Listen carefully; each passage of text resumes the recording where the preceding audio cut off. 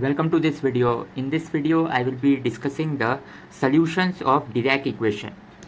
So, after a discontinuation on this playlist on quantum field theory, last topic we discussed was this Dirac equation, and particularly we saw how the bases of gamma matrices like Weyl bases or the Dirac bases, which are just different representation of gamma matrices, how they were related.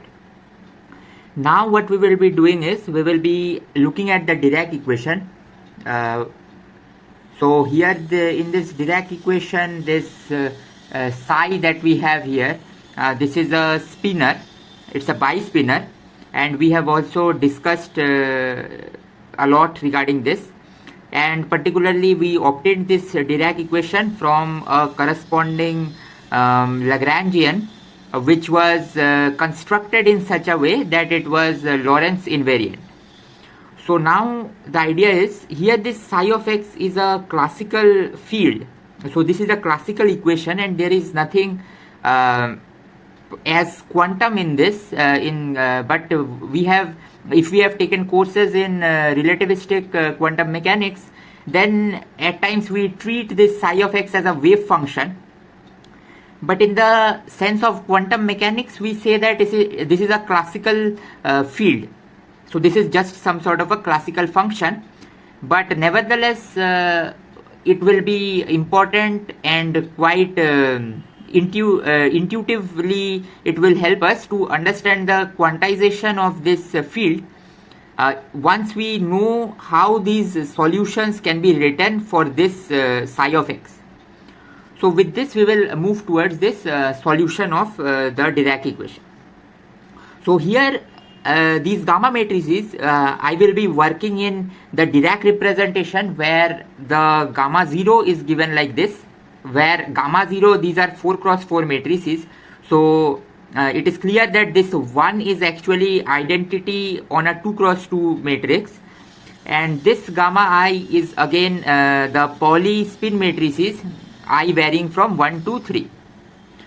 So there is also Weyl representation, but we won't be discussing the solutions in terms of Weyl representation.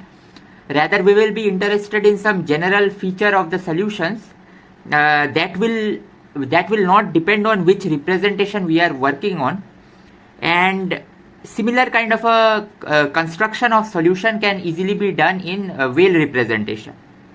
But Dirac representation is much more easier to understand. So we take our ansatz or some educated guess, because you see these solutions we take them as a separable solution in terms of these plane wave, not separable, plane wave solutions. And particularly one thing here that we must understand is we put some momentum dependence and then the plane wave, the exponential part that is associated to this plane wave. So here this exponential part, we have two different options. We can either put plus e power I p dot x with a plus sign here like this here, or we can put a minus as I have shown here. So these different, what you put defines what we call as the modes. So this minus sign, it gives you this positive frequencies or positive mode solution, and the plus here, these gives us negative frequency solutions. And here frequency is this p dot x that we have to just expand. It's a 4 dot product, Minkowski dot product. So it is p0 x0 minus pi xi, and the x0 can be thought of as your time variable and p0 as your frequency or energy variable proportional to frequency omega. And similarly you can do with a plus sign also. So first let's just work with this e power minus ip dot x. So if we put this particular psi of x up times e power minus ip dot x in here, then we get something like this here. Now what we can do is we can push this e power ip dot x inside the bracket and simply perform the derivative. The derivative will have a derivative with respect to time that will give you a minus IP0, but I square will make it a plus, and that is the first component. But in the second component, we will get only 2i without a minus sign because of here. So what we get is we will get something like gamma 0 times omega minus suppose gamma 1 times px minus gamma 2 times py minus gamma 3 times pz. But remember, by our this contravariant and covariant understanding, p with the upper index it is associated with omega and px, py, pz, whereas p with a lower index that is obtained just by using the metric g mu nu, it will have a omega and minus px minus py minus pz. So this entire expression is actually gamma mu p mu, where p is with a lower index and it is added over. So with that understanding, we just write it as gamma mu p nu minus m times u of p equal to 0. And here remember that if I would have used this negative frequency solution, that is plus ip dot x, then I would have got a plus sign here overall. So anyway, we will be working with this positive frequencies for now. So now what we do is, we have got this particular equation at our hand. So what we can do is that we can multiply both sides, multiply throughout by gamma 0, and use the fact that gamma 0 square is 1, and then we will arrive at this particular stage. Now what we do is, we simply put in our matrices pi, p1, p2, p3, and our this gamma matrices, which are of this form, and then what we get is an equation which just looks like an eigenvalue equation. So you can see this is a matrix, this is a matrix A, this is a vector x, this is the eigenvalue energy E, and this is the vector x again. So this kind of an eigenvalue equation that we have got, now we can just solve it to find the values of this energy E. So you just, but remember, this is a 4-dimensional equation where u a and u b are the spinors and the entire thing is a bispinor. So now just expanding this matrix, A times x will give us these two equations. I think it is easy to see, because you will get mu of a plus sigma dot p u of b equal to e u of a. That will essentially give you the first equation. Similarly, the lower row will give you the second equation. But these two equations, they must be similar, because they are relating same types of spinor components. So to see that, you can just multiply this second equation on both sides by sigma dot p. So then you will get something like this, because here we have to understand that sigma dot p, where sigma this is a vector in the sense that this is just the collection of sigma x, sigma y, sigma z, the Pauli spin matrices, and sigma dot p can be written as sigma along p direction. So you can just take this mod p times p cap here instead of this. So you will get sigma along p direction times that gives you the p times the dot product with p hat. And let's wait for a second to see what. No, I don't think this is correct. So let's see. Let's do it again. Sigma dot p. This can be written as sigma dot p hat times mod p. And now this entire thing is like a spin matrix along the direction of p hat, and then you just have mod p. So this is the actual point. But the point is, a spin matrix along an arbitrary direction is also a unitary matrix. Then if I square this entire thing, we know that sigma x square equal to sigma y square equal to sigma z square equal to identity. So that gives us that square of this thing is also identity, and you get only p square.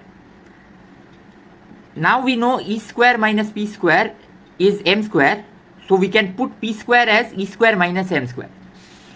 So that's what I have written here, e square minus m square, and I have explained this thing here also. So this is already providing us a understanding that, well, if this second and first equation must be consistent among each other, the eigenvalues of E are just the equation that E square minus P square is M square. But anyway, what we can do is, now we can just use this second equation and substitute this equation in the first one, and we will arrive at this point that this particular thing must be 0. So essentially we are saying that the eigenvalue can be plus minus omega. So there is a positive solution and a negative solution, and omega is a positive number. By definition we are making omega to be greater than 0, and that is under root of m square plus p square. So with this understanding, we first look at these positive solutions. So if we have positive solutions, then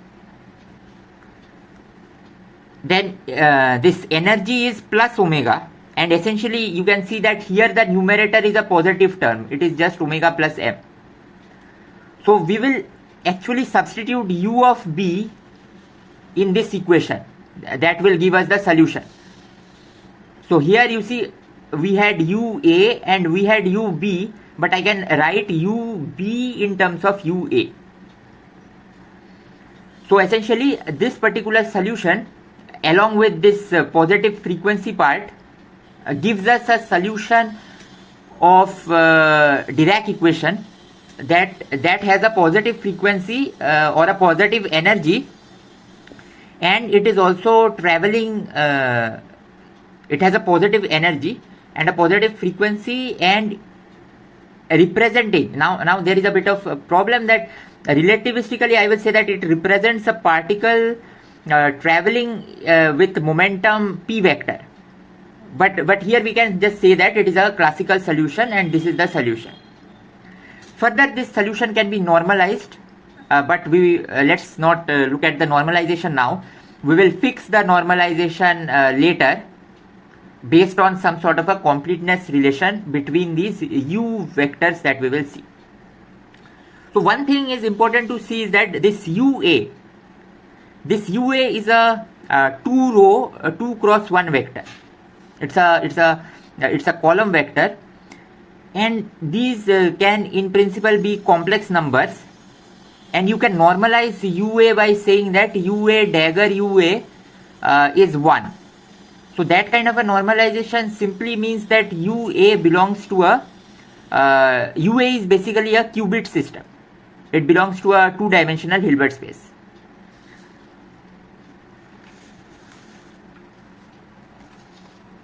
Now let's see. Well, so now I would try to provide the other solutions, that is this negative solutions.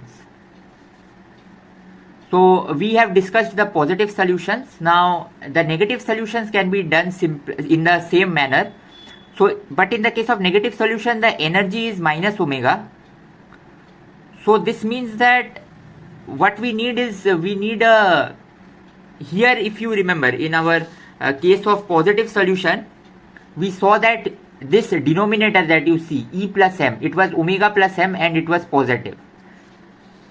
But here, if we do a different, if we use this kind of a equation, the first equation 1, and we write UA in terms of UB, we will get a E minus M in the denominator. So that's what I have written here. But what I have done is, if I have E minus M, and the E is minus omega, then I can write it as minus omega plus M, and then I have just put it here. So now you see the negative frequency solutions are nothing but I am using chi for ub, so you can call them even chi b if you wish, but chi is sufficient to write. So the negative frequency solutions are just this kind of a vector along with this particular part.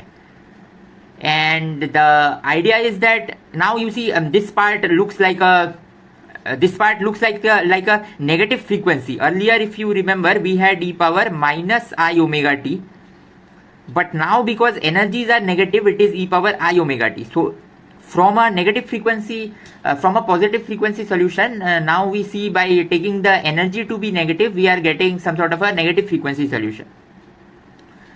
So now what we can do is, we will not think about the normalization for now.